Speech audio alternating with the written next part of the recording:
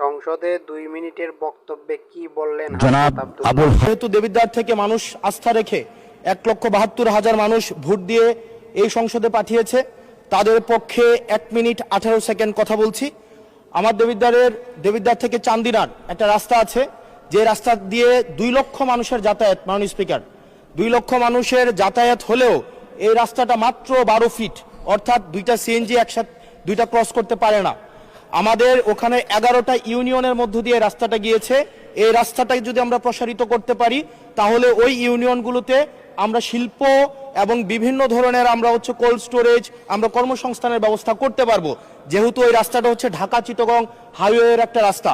এবং এই রাস্তাটা যদি আমরা প্রশস্ত করতে পারি, তাহলে আমাদের কুমিল্লা থেকে, আমাদের ঢাকা থেকে যে সিলেটের যে যাতায়াত, সেই যাতায়াত আমাদের 40 কিলোমিটারের মতো কমে যাবে। মাননীয় স্পিকার, সার্বিক দিক বিবেচনায় কর্মসংস্থান বৃদ্ধি এবং যোগাযোগ আমাদের 40 কিলোমিটার কমানোর জন্য আমাদের কুমিল্লা, আমাদের দেবিদ্বার থেকে চান্দিনার যে রাস্তাটা আছে সেটা 12 ফিট আছে।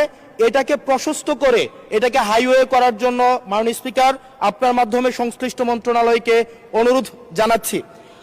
আর মাননীয় স্পিকার, আশা করি আপনার মধ্যে যে অনুভূতি হচ্ছে, প্রথমবারের মতো আমাদের এই যে সাংবিধানিক এই যে একটা মারপ্যাচের মধ্যে আমাদেরকে রাখা হবে না।